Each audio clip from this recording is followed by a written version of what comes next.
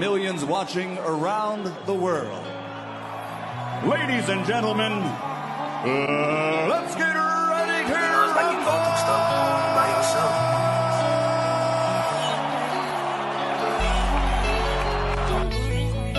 Make him work. When you get close, he can't fucking fight in the inside. Trust me. How long you been trusting me? Get close to him and just keep poking. When I say penitentiary, put that knife in him. Put him in him. I know this. Yeah. And I understand that this shit wasn't easy, but nigga, we did it. Yeah, yeah. And all them hoes and all them niggas that wasn't fucking with us, now we them niggas. And now we rich now. We got money. I don't give a shit, no. And we did it. Young nigga come up from nothing, now he getting to them riches. And it's the life of a young rich nigga. Separate yourself. Yeah, I ain't playing with your ass. Nigga, I ain't playing with your ass. You chasing greatness. You got greatness talking to you. Become great. Non-stop. Keep the pace. I'm down.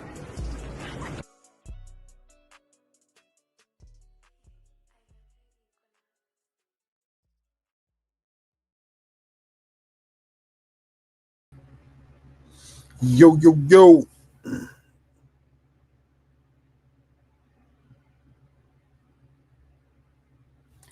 Yo, yo, yo. You got your ears on, Squeeze?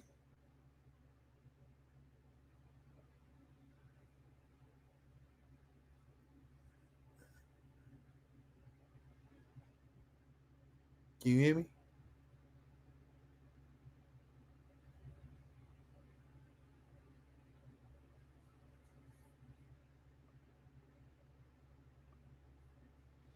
Can you hear me, Squeeze? And all them hoes and all them niggas that wasn't fucking with us, now we them niggas. Now we rich now. We got money. I don't give a shit, no. And we did it. Why mess up when you came in? I don't know. That's what I was saying. I don't know. Because I had started the show, and then when you came in, it started over. I don't know. Now, I hear it playing for you, but well, I see you.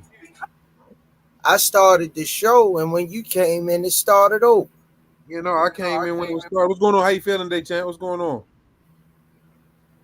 Oh, boy. I'm all right, man. How was your day? Good.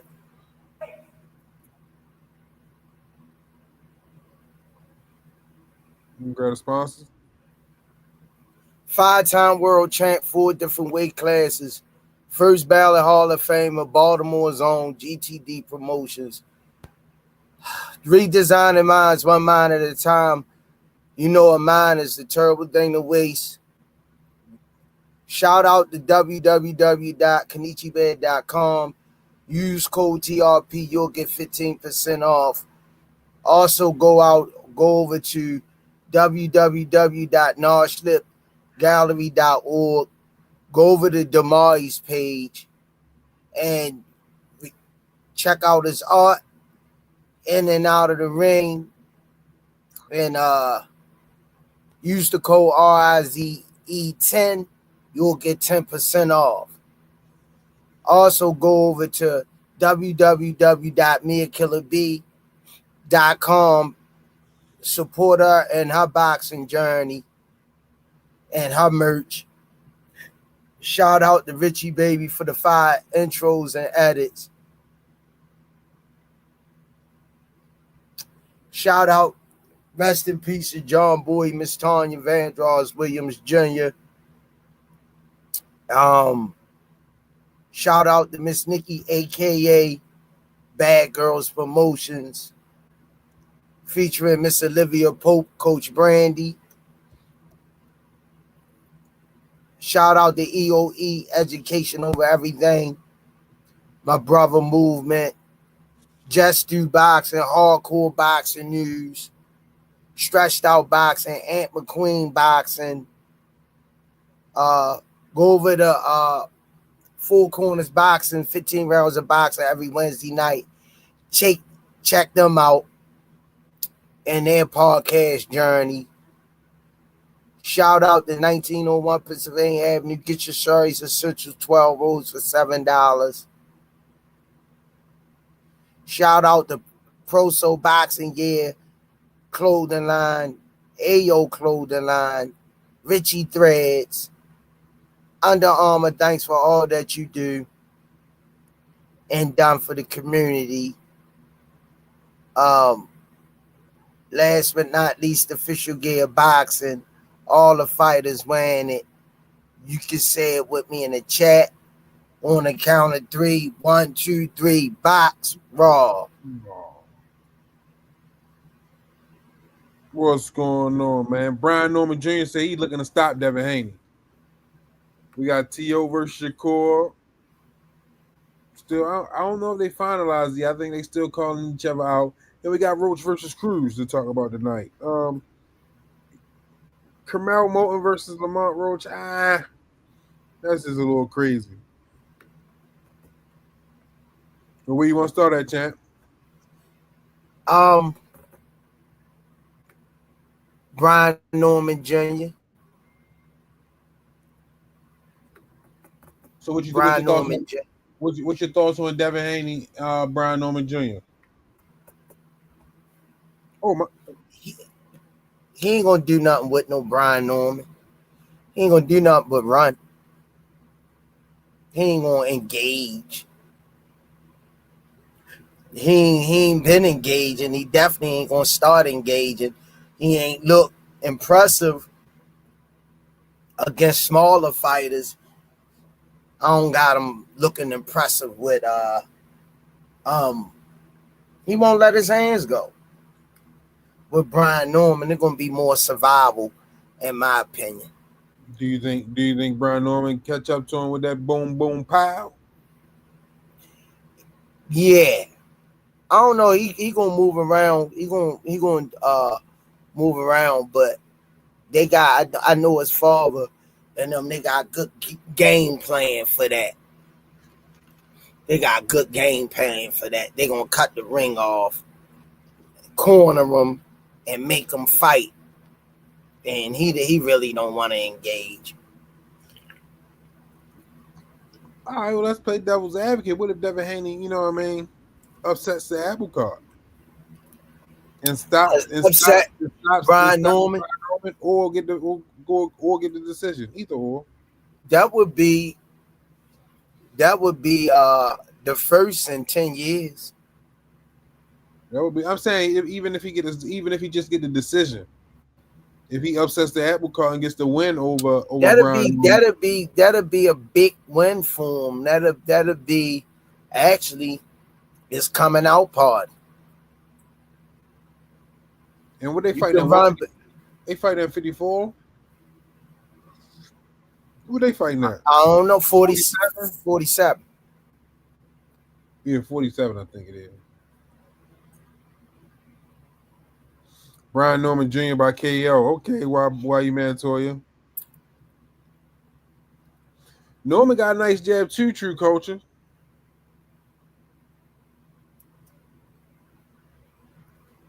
When the last time Haney utilized that jab, really? It's been a minute. When he was putting his court papers in.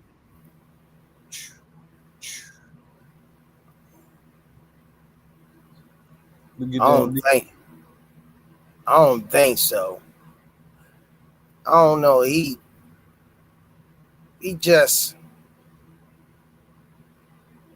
be in great shape. That's what get me with him. He be in great shape from the eye, but his performances, man, they be subpar. Nothing spectacular. No, snapping the jab, moving.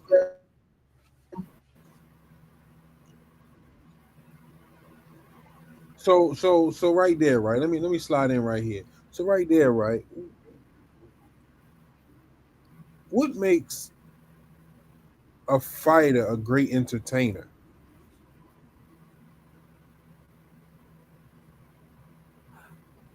action packed, doing spectacular things in the ring, whether it's counter punching, slipping, getting out of the way, walking a person down, slipping a lot of punches, counting in and out.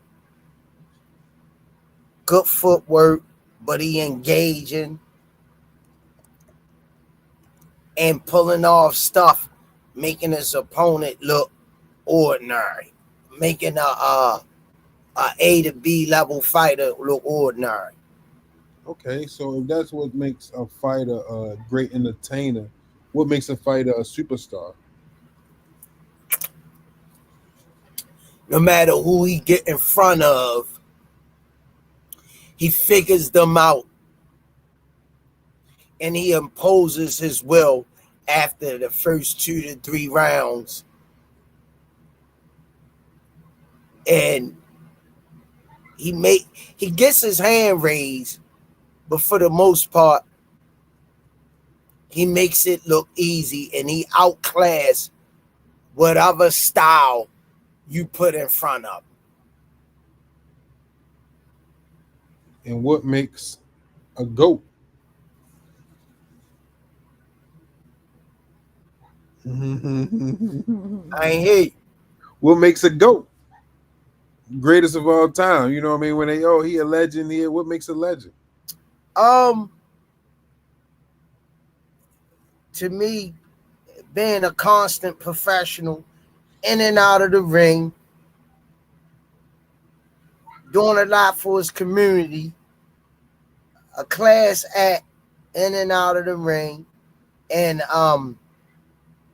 always giving it his best when he step in the ring, and you know it when you see it, and gracious in defeat and in victory, because anything can happen in the sport.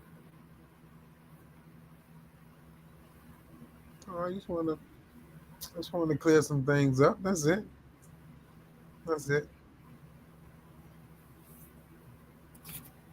Mm-hmm. Cowboys. Oh, come on. Ralph 707, what's going on, champ? How you feeling? When Devin Haney the bigger fighter, he looks good. He's far from the bigger fighter this fight versus Brian Norman.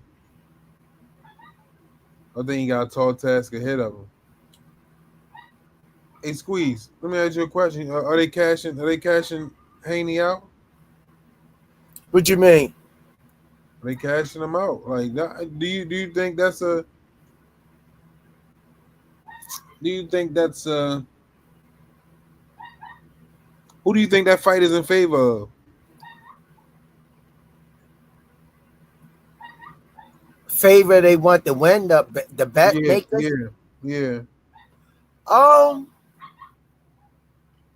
Sonny Boy. Definitely Brian Norman. But if Haney loses, it wouldn't hurt him bad if he comes back. But after the Ryan Garcia debacle, we seen what a rough house fighter do to him. But losing this fight to Brian Norman, it depends on how he lose, wouldn't hurt him. That's what I already said, because a knockout could be dangerous. You know what I mean? A Brian Norman knocking out Devin Haney could be dangerous. You know what I mean? Especially after that whole Ryan Garcia situation.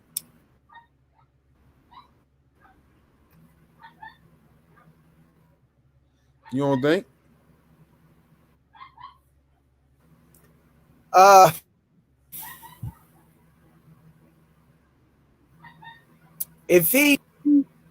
It all depends, man. It all depends, because I think he got PTSD after the Ryan Garcia fight, because when he fought Ramirez downtown Madison Square outside, he fought shell shock like in reverse. He didn't really want to engage. Maybe I need to go back and watch it again.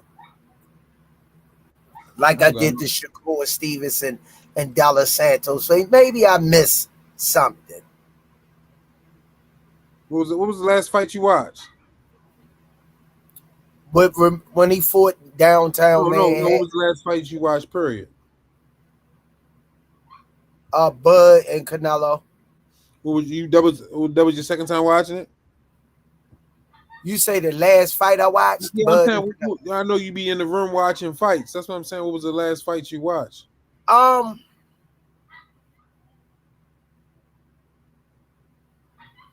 The last fight I watched, because I just made that phone transition. I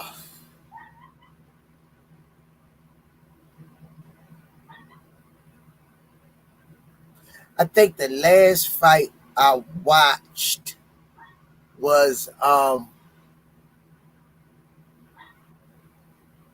it was Bud and Canelo.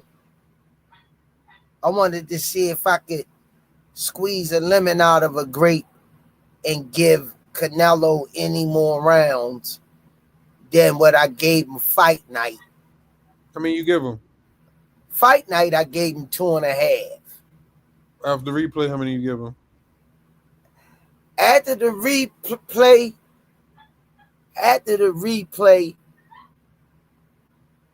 I gave him 2. It was a shout out to me. It was a shout out. But Bud totally, now I wouldn't say surprised me, but I didn't doubt him, but I just was concerned about that weight and how Canelo breaks his opponent down and attacks their body. It never took place. It never transpired. Nope. So was it more Bud angles and feet, and Canelo that bad will coming into play because he couldn't catch up to Bud for nothing? Both.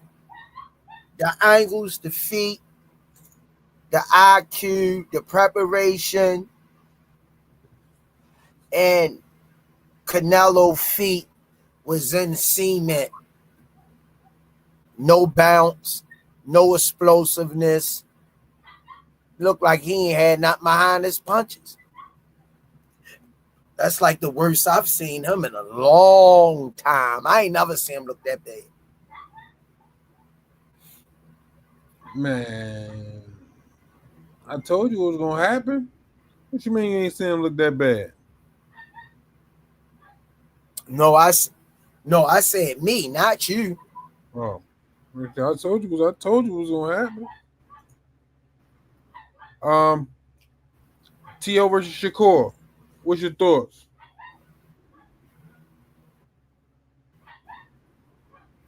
If they give us that fight, they still trying to make it happen. They still calling each other out. I'm just asking, you know what I mean? Throw it in the mix. What's your Shakur fight?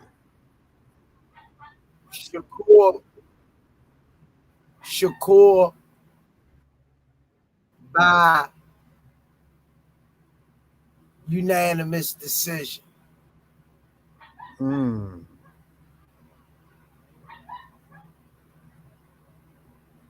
Shakur, and it gonna be at 40. Shakur by unanimous decision.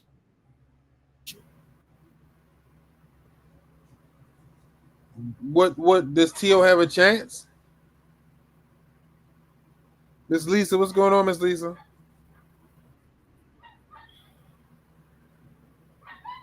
You hear me, Squeeze?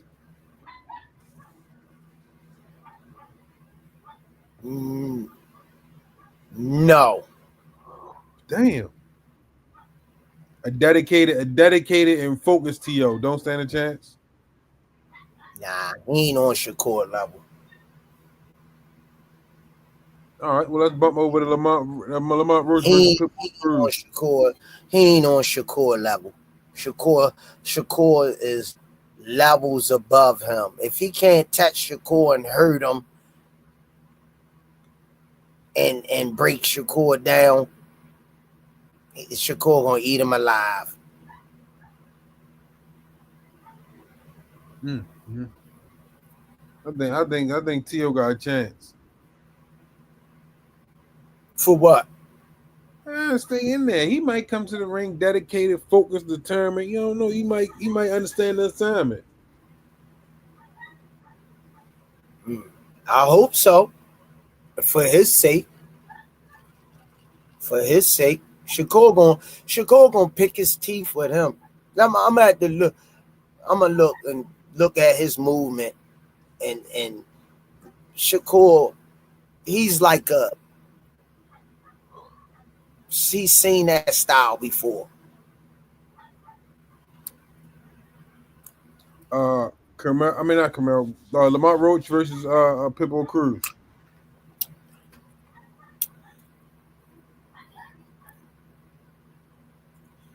What's your thoughts on that one? Pitbull Cruz by knockout. What round?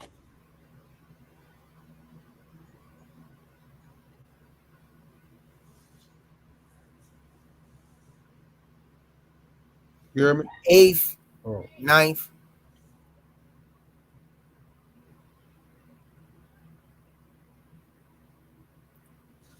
Damn.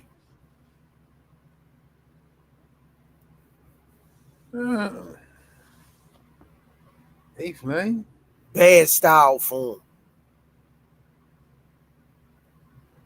Bad style form. Why you say bad style for him? Because Pitbull Cruz keeps Pitbull Cruz constantly come forward. He throws punches in different angles. I think Lamont get caught. That's the punch going to catch him. Dang. Mexican Monster. Can he be the next boxing superstar?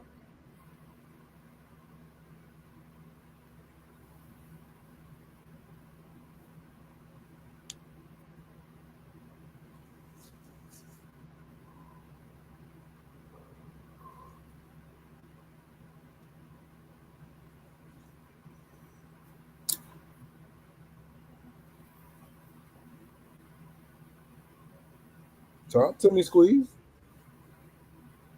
I see you in the lab thinking.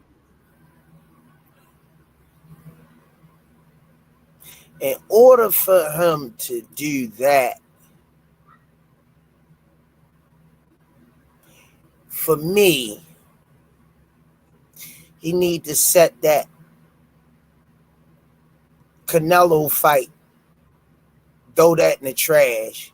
He could forget about that. He needs to fight Bird Beef and Bivol.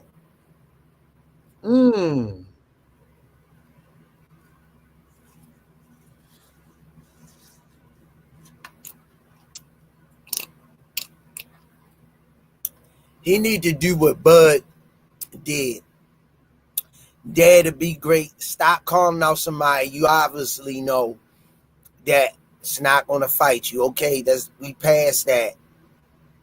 Let's move on. Would you Bird Beef and Bivol.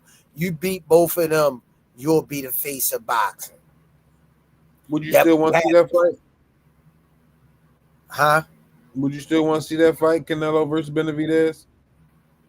No. No. Why you say no? Canelo got too much wear and tear on his body. It won't have the same jingle as it would have had a year or two ago. It's still a trip to the bank. Yeah, it's a trip to the bank. But if you want to see a great performance, ain't gonna happen. Benavidez, young, he don't got the wear and tear on him like Canelo. And Benavidez, I'm gonna look at his style. I already know how Canelo, but he let a lot of punches go. He worked behind the jab too. I think he'd be too active, and he got decent footwork. I don't think Canelo. I don't know. I'm gonna have to look at that again. The footwork part of both of them, because Benavidez don't do too much moving around neither. But will Canelo be able to hurt him to the body? Cause he a big boy. He a big boy, so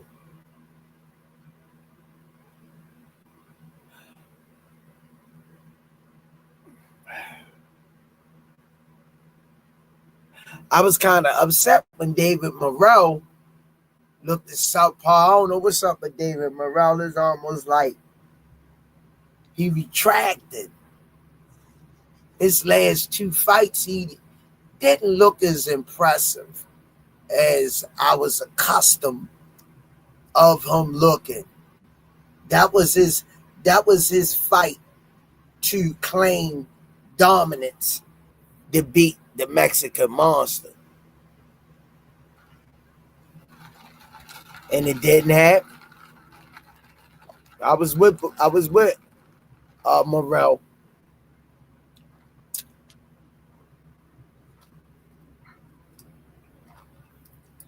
You talking about? Okay, I see what you're talking about.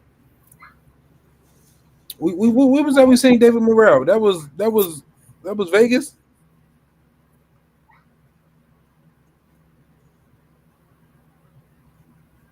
DC. Okay. That was DC. Okay. When Boots and them fought. Boots got a fight coming up too. Yeah. Tune up. I can't say it's a tune up. That's what everybody's saying. Lima. They saying it's a tune up. They ain't giving them no credit for it. Lima.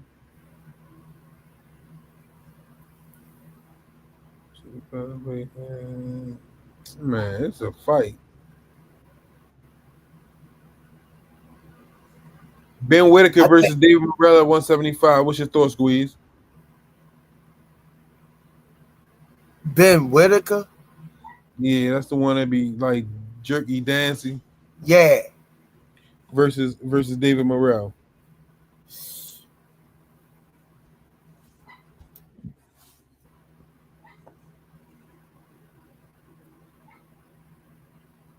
That'd be a good fight. I'm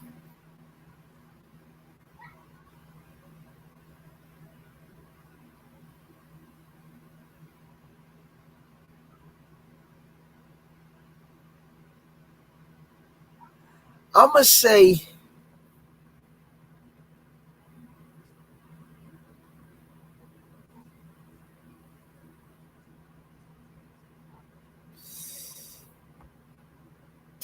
I like Ben Whitaker too. Entertaining.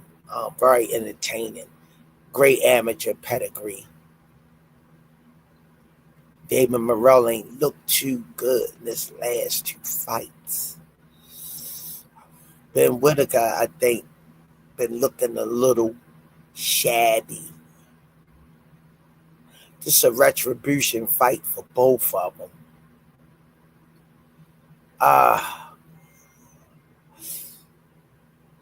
I'm gonna say whoever show up that night, 50-50 fight. 50-50. Yep. I'm going with Ben.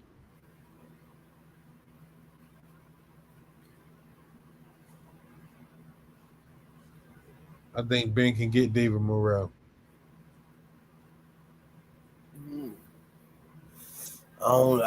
It's a tough one. I'm gonna just give it the wishing call. They were saying in the chat that Scooter Davis supposed to be fighting Camaro Moten. I was trying to look it up to see what's going on because I didn't see anything I yet. got Scooter Davis.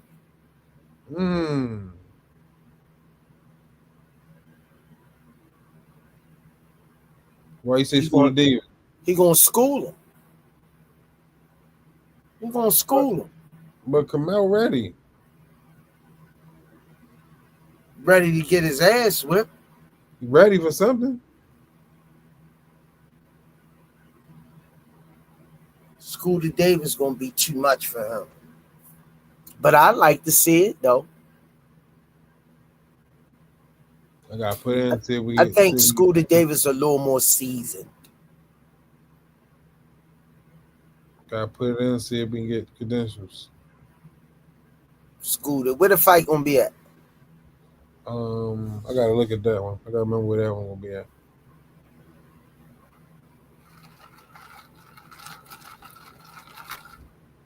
I just had the damn shit. The phone keep getting on my nerves. All these damn soliciting people.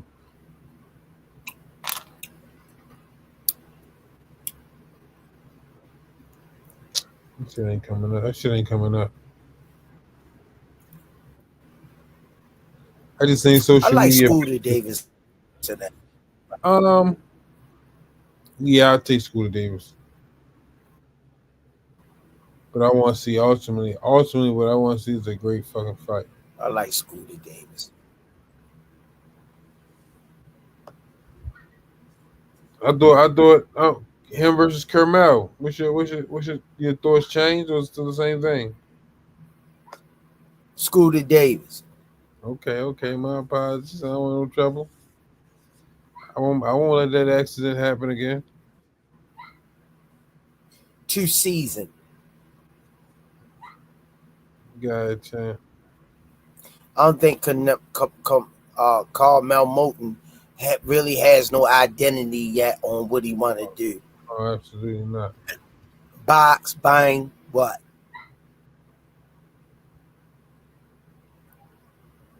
To me, he's too in between. I can dig it.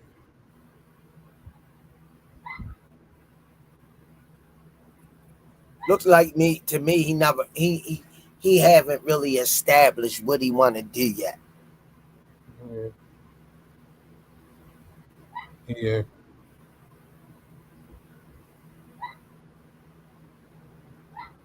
Old School versus Moten doesn't turn the chain versus Shakur. That seems to never going up.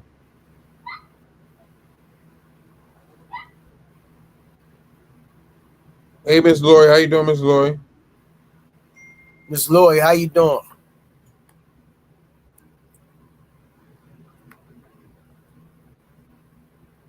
They said Floyd will be in the corner at the show.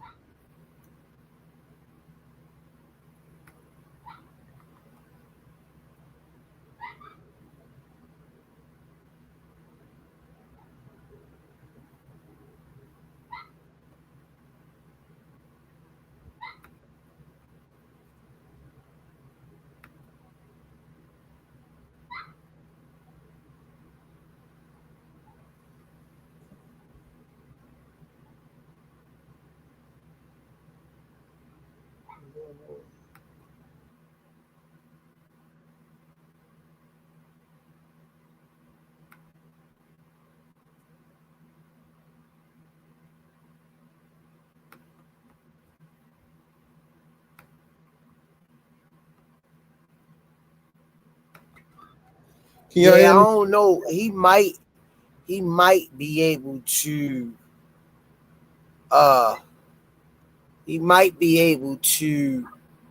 depending on how prepared he is. He always in shape, but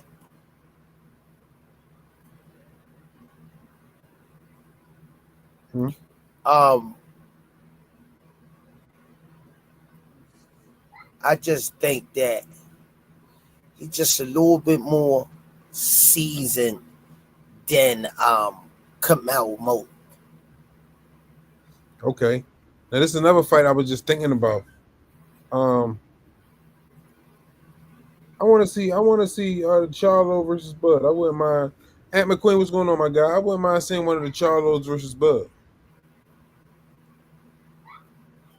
I wouldn't mind them fighting there one up. I think it's Jamel, the one I want to see him. Jamal, a big one, so I think it's Jamel.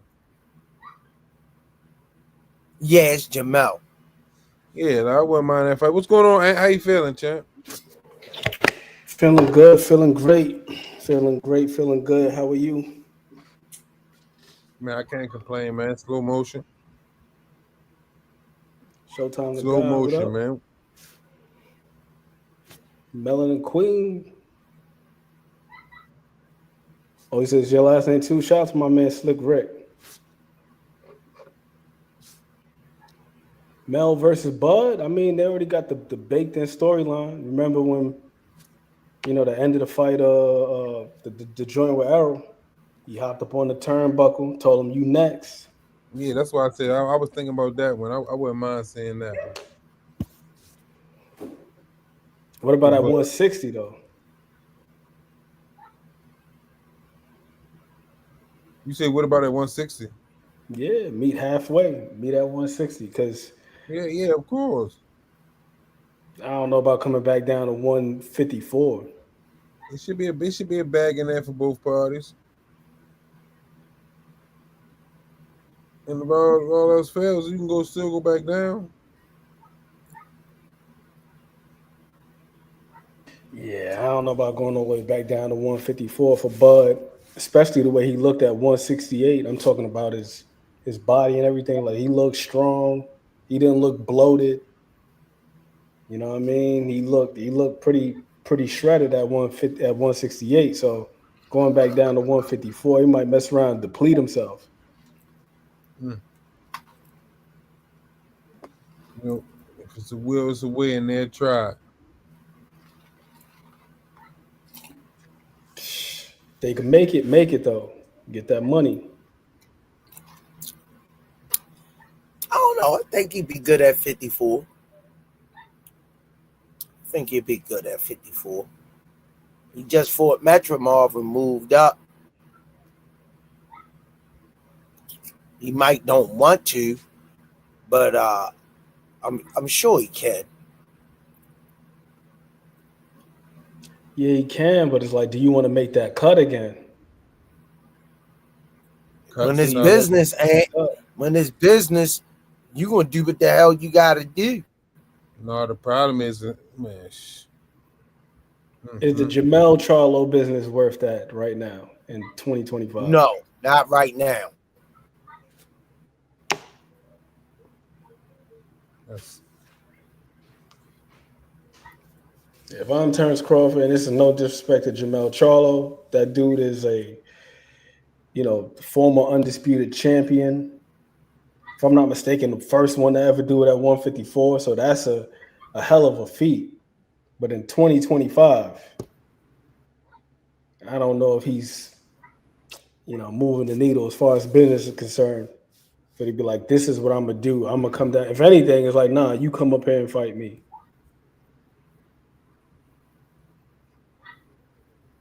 Or go to 160. Yeah, I was going to say Dark Cancer, but I would go to 160. That's what I would do. Go to 160. Shout out to Richie Baby. 160 is the move. It ain't too far off from 168. You think Bud stopped both Charlos? Did he stop both of them? It's possible. I don't know about Jamal. Jamal's sturdy as hell. And Jamel pretty sturdy too. He's been down like twice in his career. Like one time was Canelo at 168. I can't remember who the other person that dropped him was. It was early in his career when he was still over there at Golden Boy. Mm-hmm. He got dropped early in his career. He pretty sturdy. And also, I don't know if he opens up enough for Bud to stop him, because the one thing about Bud is like Bud A lot of his stoppages, they come from counter punches. And Jamel, he do have a tendency to be out there and be real conservative with his output. So I don't know. But I got him beating him pretty soundly. I don't really think Mel got the versatility to deal with Bud like that. I just don't see it.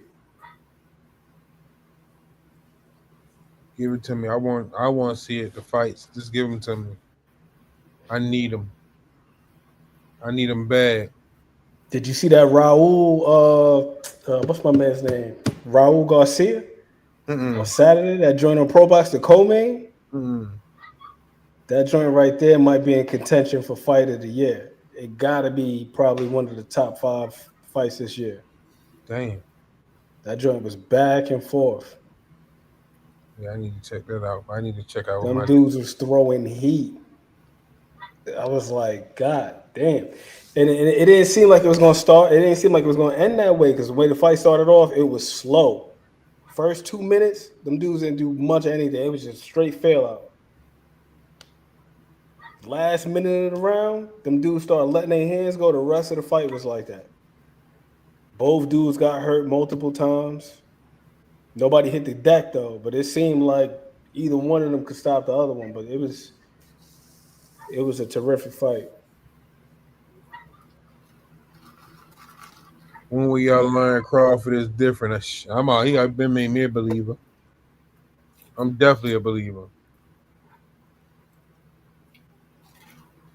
Women squeeze. Hold it down real quick. I'll be right back. Hold it down.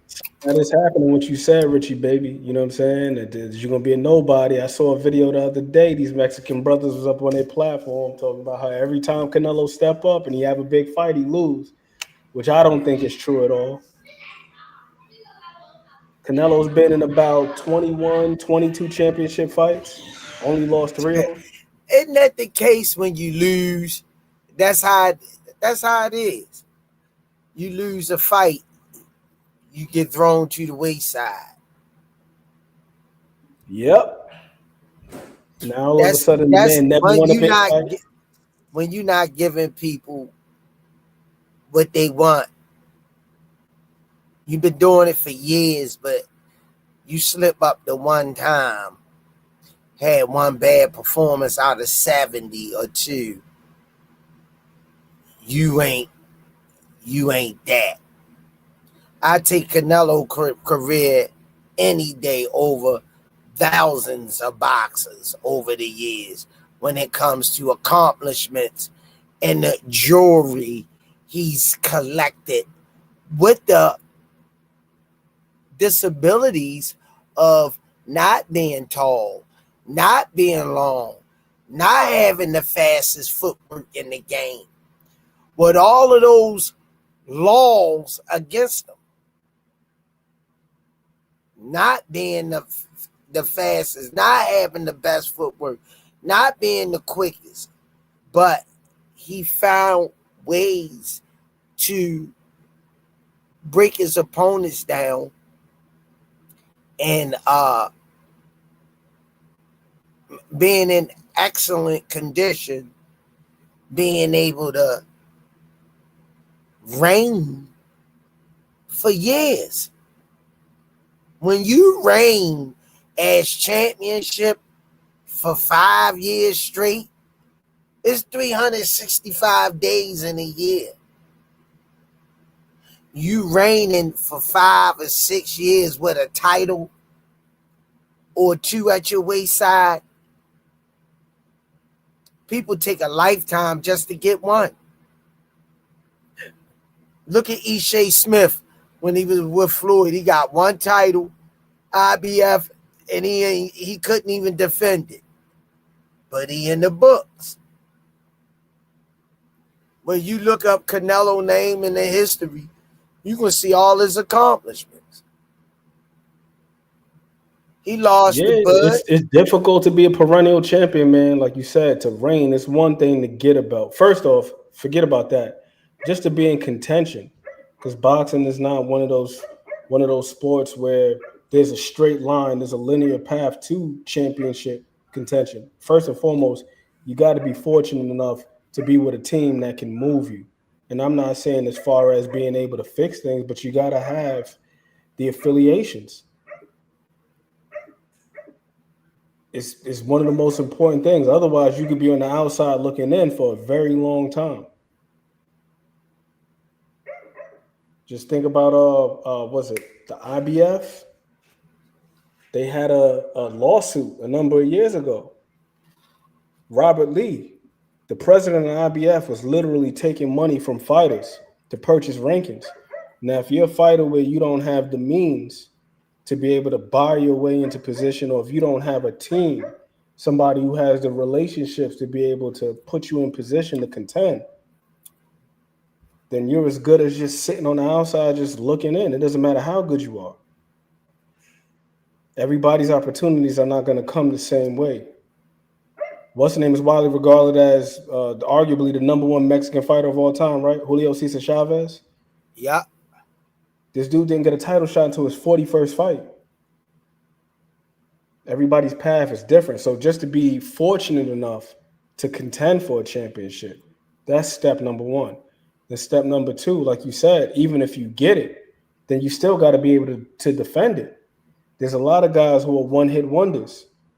Buster Douglas, he upset Mike Tyson. What did he do after that? Turned around, got alleviated of his titles in the very next fight versus Evander Holyfield. George Kambosos was fortunate enough to be in position to fight against Teofimo Lopez. He won it. What happened? Very next fight, Devin Haney said, "Snatchies, give me that." You said E.J. Smith won the title, couldn't hold it down. So the fact that Canelo was able to hold it down for a number of years, that's extremely impressive. And I agree with everything that you said about his attributes. One thing that we don't give Canelo enough credit for is this.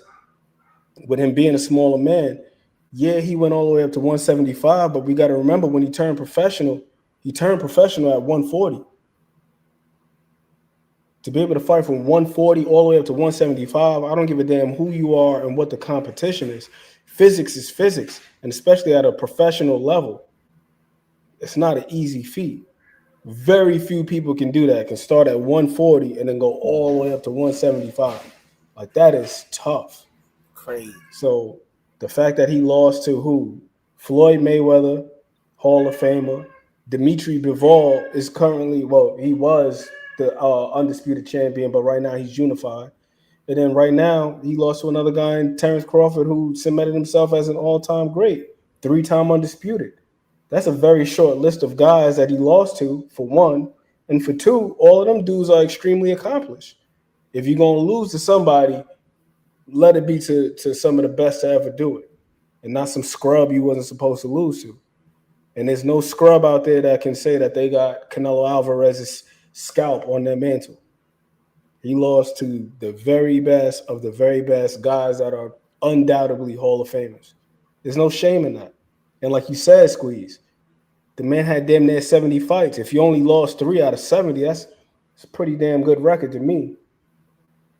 And we talking about a guy that's been in there with the likes of Miguel Cotto, Shane Mosley, Evanslandy Lara, Austin Trout, Daniel Jacobs, Triple G 3 times,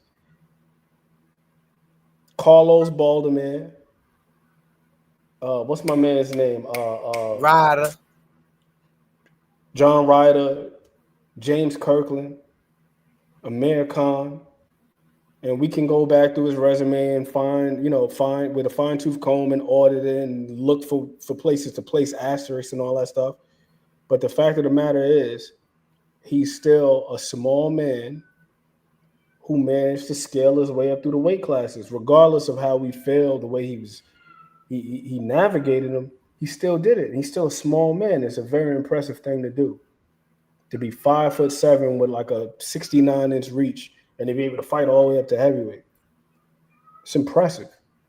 Well, light heavyweight, pardon me. It's impressive. But like the great Janet Jackson said, "What have you done for me lately?" So all of a sudden this man loses a fight to this guy who's another phenomenal fighter, and we got to just throw him away. Like, nah, just appreciate him for what he is. And instead of tearing him down, say, man, Terrence Crawford really had to prepare. He really had to be in his bag to be able to get a dub over this guy.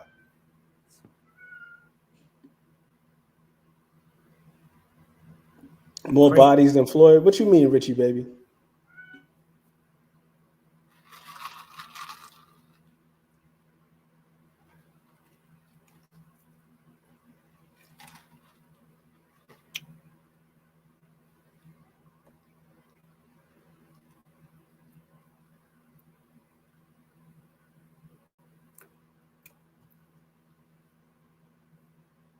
I don't know what the narrative would have been. You know what I'm saying? I'm not a fortune teller. I don't got a crystal ball. Can't necessarily answer that one. I have no idea. But me personally, if Canelo would have beat Terrence Crawford, I'd be giving him his props. Terrence Crawford is a hell of a fighter. That dude is terrific.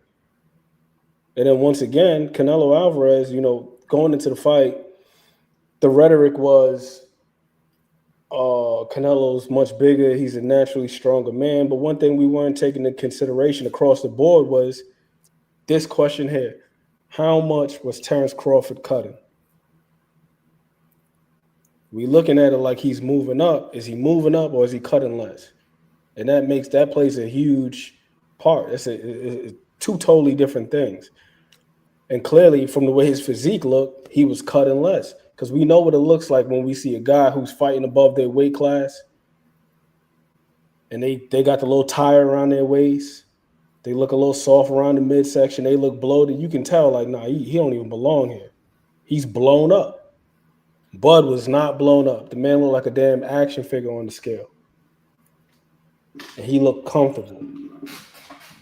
So, personally, I would have gave Canelo all the credit in the world. The fights you named, yes, those are good fights, but it's like good 19 out of 68. I'll say this, Richie, baby, look at damn near all of our favorite fighters. And before they get to contention, before they get to the championship level, what do their resumes look like? The vast majority of them are guys we haven't heard of. When they're fighting their way through the ranks and they're getting up there, they start off at 4-rounders, then 6-rounders, and 8-rounders. Who the hell are these guys on their resume? We know about all of their championship fights. We know about all of their fights against the upper echelon, but like, who are these other guys that they had to fight along their journey? We don't know most of those guys. And Canelo is different. You can say his resume, I'm not going to say his resume, you can say his record is padded to some extent, but we also got to take this into consideration. Canelo Alvarez turned pro as a teenager. He did not have the typical path that most guys have. Most of these guys, they start boxing when they're very small, 5, 6 years old. Then they come up through the amateur system, and then they turn pro. Canelo Alvarez barely has an amateur background, like barely, because he turned pro at like 15, 16. Like he literally just started learning boxing, appeared to have some natural gifts, and they moved him along. They just turned him pro as a teenager. So I believe that if he had a more traditional path to becoming a professional, then more than likely his resume would be a lot more lean. But here's the other thing. Once he got into that point where he was fighting at the world level, for the most part, he was fighting name brand guys. Like he wasn't fighting, as Joe Louis would refer to these guys, the bum of the month club.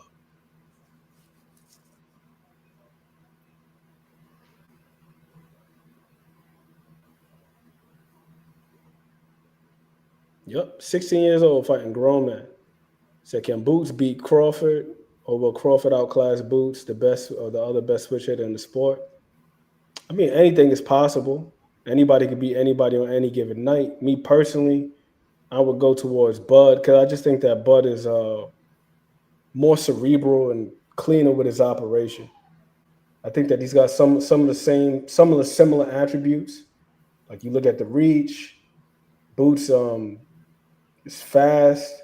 One thing that really impressed me seeing Boots live, I think the most impressive thing for me was his precision. Because I promise you, like watching him and Stanionis live, Stanionis like just being there in the venue. Stanionis' shot sounded heavier than Boots's. And Boots, post-fight, he said that Stanionis was the heaviest puncher that he's faced. And just hearing Stanionis' shots, I'm like, damn, them shots got some weight on them. But Boots' shots to me were almost like a marksman with a silencer on their weapon. It wasn't like bang, bang, boom, boom. It's like choo, choo, choo. And it's like, damn. Stanionis tried to lean forward. He's slipping the uppercut, and the uppercut is coming right through the guard, like pinpoint. Bust his nose up. You jab, overextend, body shot. He coming with the counter uppercut, and it's like right on the money. Like the shots weren't loud. It wasn't like no big bang. It wasn't heavy thudding, but it was just so damn sharp. I was super impressed with his accuracy and with his punch placement and the precision. So I think the next step for Boots, me personally, I feel like for him to be able to deal with a guy like Bud Crawford, he's got to be more of a setup man as opposed to being a reactive fighter, because he's got phenomenal reflexes.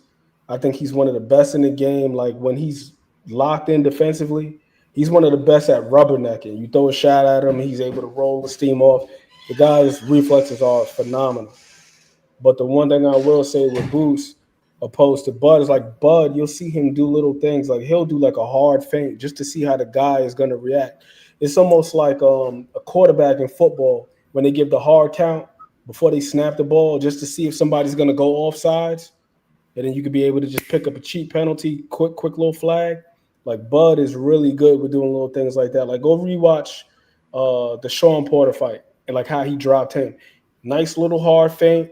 He got the dude, Sean Porter, to basically jump out his shoes and socks, and he overcommitted. But the first time he hit him with the feint, like Bud did not oblige him. Then he did it again. Then he got Sean Porter to get the same reaction. He took the half step back, counter uppercut, left hook behind it, dropped him. You know, it's like for Boots, it's like that's where I want to see him go selfishly, because I think he's got all the physical tools. But for me, I just want to see him like up here, like set guys up just a little bit more. And I think that's what will take him to the next level. But as of right now, for that reason alone, just craftiness and deception, I would have to go with Bud. And then also, he's shown other wrinkles too, like the inside fighting. Like he can fight inside, outside, mid-range. There's no real drop-off with his lead hand, regardless of stance. Dude is just phenomenal. But Boots is on his way. I'm excited for that Lima fight.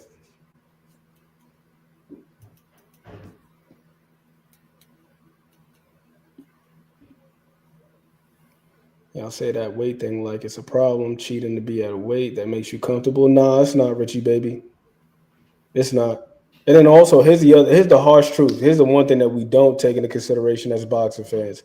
Sometimes guys aren't fighting at a weight because they're scared of certain guys or because they're just looking for a competitive advantage. But you got to look at the landscape. Like when was the last time we spoke about 160 up here? Like when was the last time we spoke about 160 up here? Because who's there at like 160? It's like Janabek and maybe Carlos Adames. But you talk about 154, it's like the names are endless. It's like Virgil Ortiz, you got Boots Ennis, and then you got Madrimov and Boachuk and Sebastian Fundora, Keith Thurman is there. It's like the list goes on and on and on. So sometimes you got guys fighting at a weight where the money is. Yeah, you got Lara too.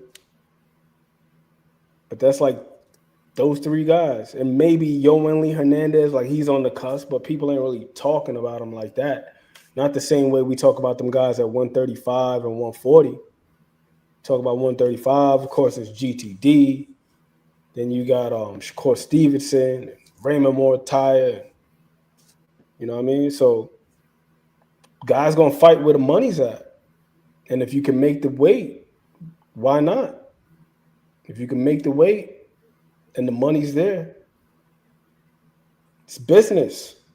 like Squeezer said a couple of minutes ago. It's like, yo, if the business is right, you better make that weight. go down there and get that opportunity. That's what it comes down to. You know, it's business. It's not just the weight, it's the contracted weight. Contracted. It's business. Get that money.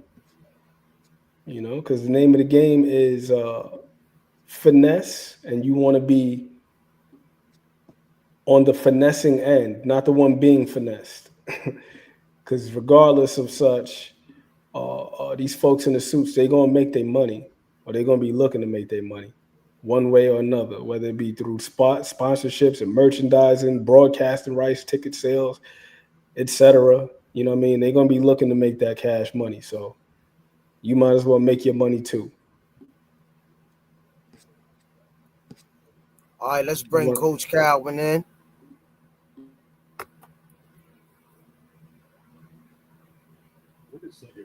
Hey, what's up, gentlemen? What's going on? What's going on? What's going on? Good evening, sir. Good evening. How y'all doing, man? How y'all doing? Okay, there's 3 of us on the panel tonight. Yes, sir. Yes, sir. Coach Calvin, I get your thoughts on that, because I was just talking about sometimes fighting at weights being a matter of going where the viable options are. You know, because oftentimes as fans, we argue with each other about guys being weight bullies, this, that, and the third, but hardly do we ever talk about the financial side of things. Like, yo, there's more names at this weight class, so it makes sense to fight in that weight class, cut the weight and campaign there. Well, you know, throughout the history, it's been like that for years. You know what I'm saying? It's just like now when you talk about the bag, you know what I'm saying? Everybody want their dollars worth for a fight, you know what I'm saying? Fighting somebody, you know what I'm saying? So that's just what the new thing that works, but it's been like that for so long. You know, the old school vertebrate man, they used to come down from 200 pounds, you know what I'm saying, and make weight. You know what I'm saying? So that's not nothing new. You know what I'm saying? It's just, we've seen a lot of fighters.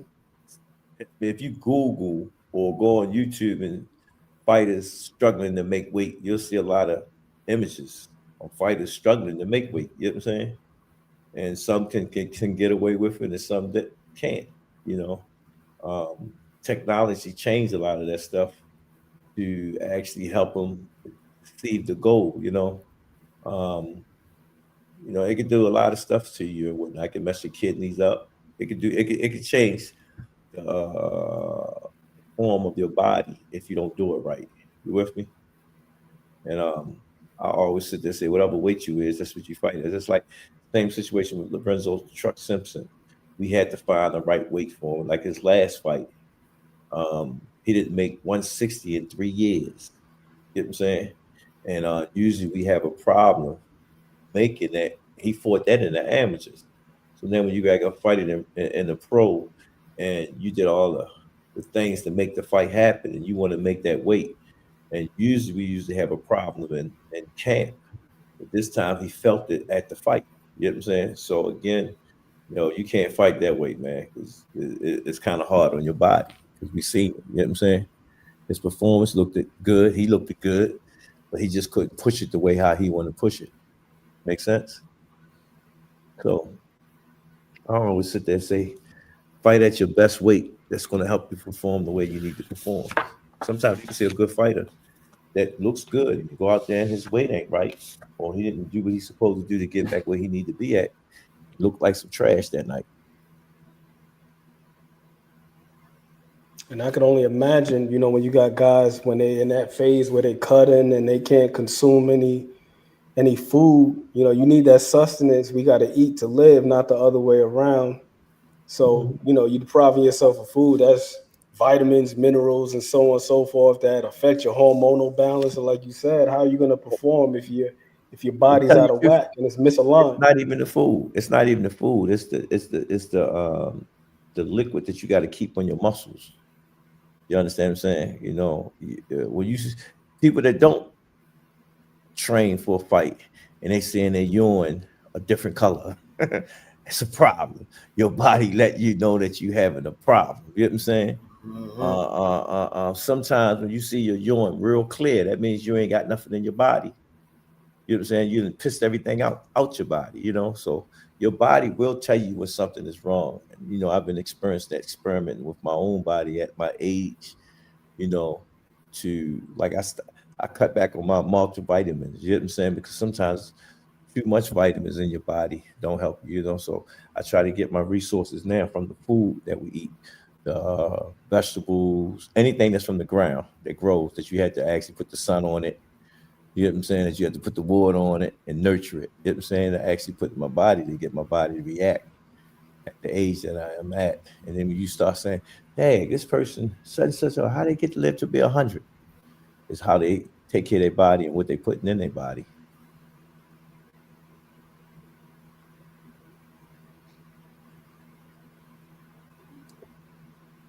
It's like that old saying goes, let food be thy medicine.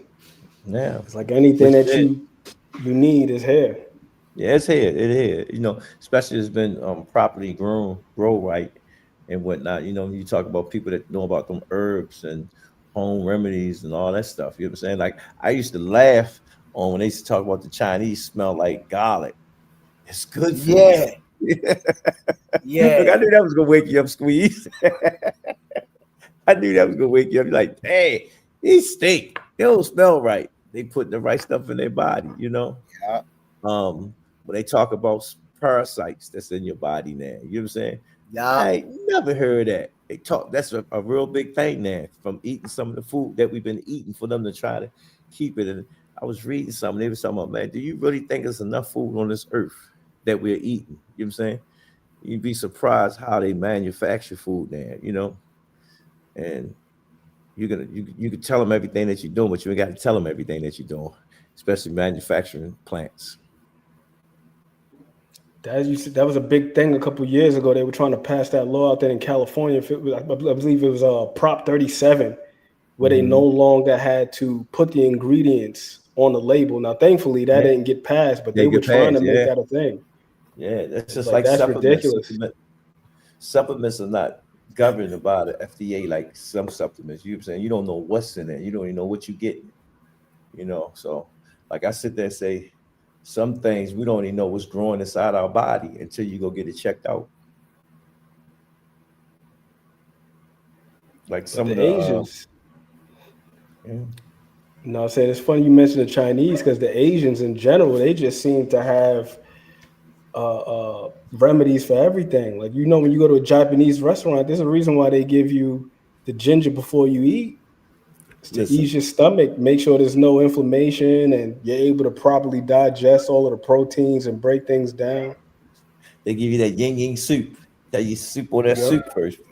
You know what I'm saying? And you go to soup on it, and then you notice your food went down right. Every time I go to eat dinner, I go get me a hot tea and lemon. I mean, hot tea and honey. I drink that every time I go before I eat, and digestive system. And you know, I was having a problem with my prostate. You know what I'm saying? And when I went back to see my doctor, he said, yo, what is you doing? I switched everything up. You know what I'm saying? Anything that blows up in my stomach, I ain't eating it. If it ain't vegetables or fruit, or you know what I'm saying, or fish, like I only eat crab meat, shrimp. I don't eat none of that. If it ain't wild caught fish, I ain't eating it. Fried food. Man, I was a fried food fanatic, man. Last week I just gave up on tater chips. You know, tater chips, like one of my tater chips and fries was my favorite. So I've been almost like 8 months into not eating fries. But tater chips, I just gave up on the tater chips. Stop eating the tater chips because of the, you know, I heard about what type of grease that they use, and you're saying that freeze up in your arteries and stuff to stop the flow of your blood. So you know, you just gotta just start doing research on what you put in your body. You really have to do that because you know, food that we're eating, they're trying to preserve it to last longer on shelves. So we have to make sure we're eating right because your body is your temple, man. If everything flowing in your body right, you good. You know. Absolutely. I just watched something the other day on how they cold freeze apples. Like a lot of the apples we see in the supermarket, they aren't picked and harvested. Those things, some of them been picked over a year ago. Then they throw them in this big freezer, put like nitrous oxide and some other stuff on it to preserve. And we don't even know how that stuff react in the human body.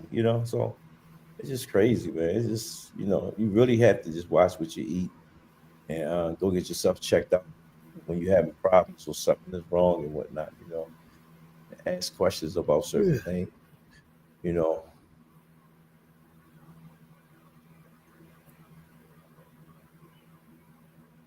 Squeeze, what's the 411? Yeah, we was talking about Brian Norman, Devin Haney, and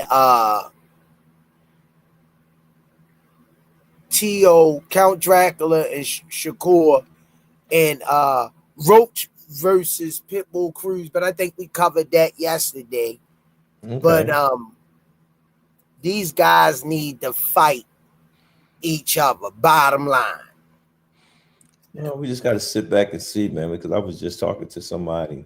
You can't sit around and wait for a person for so long when you got other fighters out there. You need to be active. They think if they don't get a certain fight that they not validated. Man, just get in the ring and fight, man. No, that can happen, but today's society is based on the economics of the boxing and stuff. I was talking to someone today, and they was telling me about like boxing ain't the same because of the money aspects in it. But you want me to fight this guy, Joker want to get paid for fighting this guy. Them not understanding the business side of what's being paid. Look we got majority of the networks are gone now. You remember? Yeah, HBO gone, Showtime gone. Get what I'm saying? Yeah. So that's a big factor. If you want to see them fights, where they gonna get the platform for us to see them fight, and who's gonna pay them to see these fights?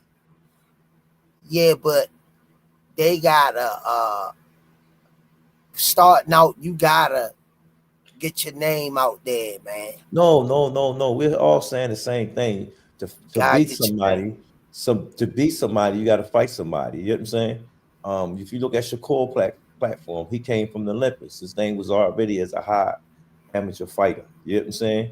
Teofimo, his dad and them did a great job of building him. Devin Haney, his dad did a great job of building him. The Russell brother. Yeah. All of them was built to affect. You got a billion out of the Olympics. Yeah, you got a billion fighters out here, but a few names are only mentioned that people that do have a semi fan base. And then when you get on the platform, you got to show up. That's like Norman. None of us didn't really know Norman to the T. I know him because he's been in camp with us. He's been around with us. And when he got that knockout, his name went to the cell. And then since he great fight Devin, his name is mentioned a lot because the Devin name being mentioned about, and that's the fight. You get what I'm saying? So we all right. Everybody need to fight somebody to know somebody. You get what I'm saying? Tank. I look at who Tank fought. Some of them guys, nobody didn't know. Nobody didn't know Pitbull. You know what I'm saying? That one fight changed his life, and he's just been doing what he's doing. People knew Roddy because he had that mouth, but when he really was known, he just was talking shit to Tank. Got on, they was known. You get what I'm saying? Now he's back in the pocket. Devin, Dad did a fantastic job with him to get him where he at. You know what I'm saying? Main thing they kept saying, I want to fight Tank. I want to fight Tank. I want to fight Tank. They understood the business. I keep mentioning his name and whatnot. In the process of that, they are the guys now. It's a whole bunch of fighters out here. We'd be like, damn, I ain't even know about him. It's like the kid from I think he's from Canada, and he fought on the card against the it was a great fight too. I can't think of his name. I think he fought at 160 or 168. The kid from out of Canada. They went nonstop, blow for blow. They fought on Terrence Crawford card, co-main event. Vargas brother, one of the Vargas brother was cool. That fight wasn't like that. The black guy and the Spanish guy. Christian and Billy. There you go. Looks how you sit back. And Billy and Lester Martinez. Yeah, I like him. I didn't know him, but now I know him. You know what I'm saying? Billy, I knew because I watched him. He fought Demar Nicholson. You know, he was fighting cats, you know, making that run, whatnot, you know. So now that name is out there real heavy, you know, is it who he fight next, you know.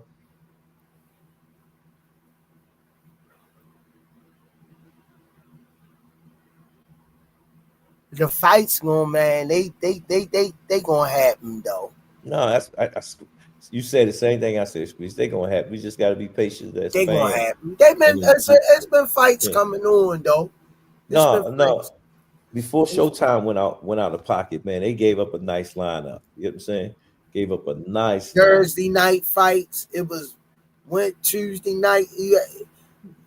Pro box. You used to have Thursday night fights come on, or Tuesday night. One of them used to come on during the week. A good card. Yeah, so good cards. People right want now, you gotta have a college of boxers, so when they get to the pros, they already put 2 years internship in professional college boxing, and that's on the secondary promotional companies that's not able to pay the guys a lot, decent money, but the big reward is their numbers up. Getting them out of there notoriety wise. Yeah. And you gotta crawl for you walk. And that's what a lot of fans don't understand. You know, when you working with a fighter and building a fighter, you know what I'm saying? You trying to, like, this is the part that get me. When you take an amateur and turn him to professional, and you see where his amateur career is at, then you get to turn him professional. It's like you starting all over again. And this kid could be real nice in the amateurs. You know what I'm saying? But then you don't want to rush him in the pros. That's like when I sit there and look at Abdullah Mason. Goodness gracious, all his fights been like, God dang, you know what I'm saying? But he's being prepared for what they want to really put him in front of. Yeah, real talk, man. Real talk, yeah. So when he get to that level where he got to make his move, you know what I'm saying? He's going to be all right. He's going to be all right, you know. So we have a lot of great fighters that's coming. You know what I'm saying? We just got to wait as fans and see what them being put to action and whatnot, you know. They be talking about, oh, it's politics. Sometimes it's not politics. Sometimes it's just finance, putting the right bag behind the person and really push him there. I remember when they was talking about, remember Riddick Bowe, his coach, his manager, sold his house and everything, put it all on the line. Riddick Bowe showed up. Speaking of Riddick Bowe, that's why that fight with Lennox Lewis didn't happen.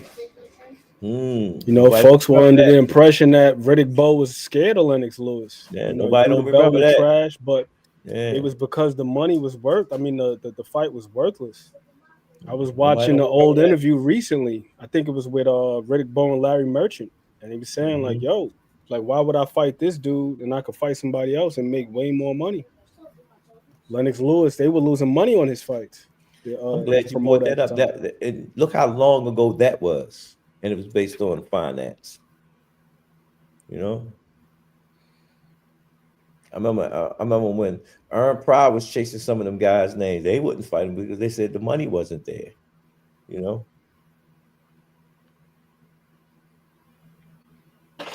So, but as fans, you know, all that legacy stuff, that's for us because that's the selling point that promoters use to rope us in. Because if they were to say to the public, the fans, that these guys are fighting for money, they're prize fighters, then we would say like, nah, I'm not giving you my money. But they got to invest us. They got to get us emotionally invested some way, somehow. So that's where all the championship talk and all that other stuff comes into play. But really, it's a marketing tool. I was just looking at a breakdown of like how much it costs to fund an event. You damn right these people want their money back. Bro, you ain't tenfold got if to they tell can. me. You I know know, how so it feel. It don't feel good at the end of the night. It don't feel good.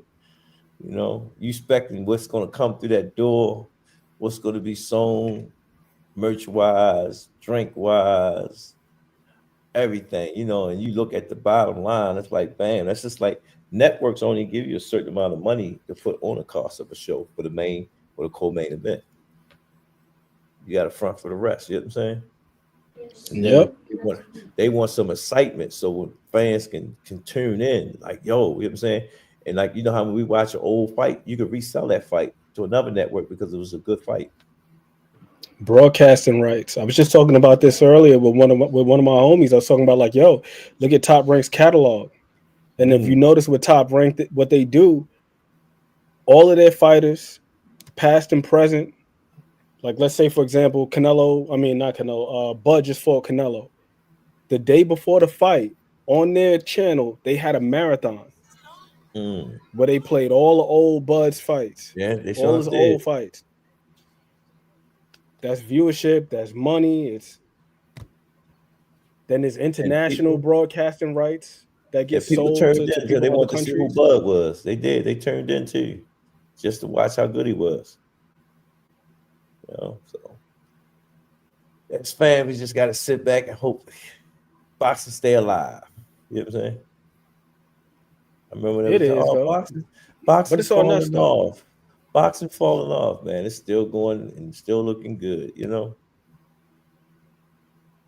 It's on us. It's our responsibility to tune in to these fights, you know, so that way when these guys make it to the big stage, we could already be familiar with them. A lot of us, we don't want to do our due diligence. We want the promoters and the networks to do all of the work for us and then just see these guys in the main event. But before these guys become main event fighters or pay-per-view stars, they're fighting on somebody's undercard. Like the next big thing could be fighting on somebody's undercard right now. And if you pay attention to it, that's exactly how it happened. You might see a kid on somebody's card, and 3-4 years later, he ready to fight the main event guy. Yep. Like perfect example. What's my man's name that knocked out Tim Tszyu? He can't get a fight right now to save his life. Bakr Murtazaliev. He is the IBF champion at 154. He stopped Tim Tszyu back in October. And a lot of people was like, who is this dude? Like, people were picking Tim Tszyu just based off of name recognition. I don't know this dude. But here's the funny thing, to your point that you just made, Coach Calvin. The fight that, what's my man's name? That put him in contention. Frank Martin. Frank Martin fought Michelle Rivera. Dude be dressing out like Muhammad Ali. Right. Bakr Murtazaliev was on that card. So it's like, if you saw the Frank Martin, Michelle Rivera fight, then you should be familiar with Bakr Murtazaliev. He was on that same card, like a fight or two earlier. That's like the guy you just was talking about, the one that dressed up like Ali. You ain't here seen him since his last performance, right or wrong? You know, so it's a lot of fighters out there that's still in the grind trying to make their move. We just don't get to see them on the networks. But Cab, my guy Great got out. I gotta get up at 4:30, champ. No, that's fine. I just came on to holler at you, champ. I'm up here fading. I can't even say no words, man. I leave out 4:30 in the morning. Man, I ain't gonna stop you. Just a pleasure to see both of y'all. And just to spend always a pleasure, Coach. And whatnot. I say I'm still trying to learn this. Getting on this computer like that with which card has just been giving me problems lately. On the computer. I've been like you, Squeeze. It's just been beating me up, but I got on. I be trying to figure out how to. Somebody been trying to help me with this stuff, the computer thing. But closing arguments, Coach Cal. Stay focused, stay on the grind, man, and don't let nobody stop your blessings. Ant McQueen. Same thing as always. Small things, all things. What's easy to do is also easy not to do. And I gotta send some love to the people in the chat. Hopefully we could get Coach Calvin back on here Friday. That'd be nice Friday night. All right, what's happening Friday? We probably could. Yeah. If you probably can good. slide in, that's when I can rock real late because I don't gotta get up the next morning. And I came on here because we had a good conversation yesterday, man. I enjoyed that. Inshallah. Inshallah. So that'll be a good time. You know, I did. Matter of fact, I come from Juma and we do what we do that night. Yeah. Yep. All right, Yeah. Coach. Love you, man. Love you too, man. Thank you. All right, Coach. All right, y'all already know what it is. It's your boys, the Rize Podcast, with your boy, Coach Calvin, Aunt McQueen, all assets, and we out of here. Peace and hair grease. Hair grease. Some say you forgive, but don't forget it. Now you know how we do. Lock that back door, don't let no one through. I told Michi in these streets ain't no rules. He say, cause all this life we ain't over this. Yeah. And I understand that this shit wasn't easy, but nigga, we did it.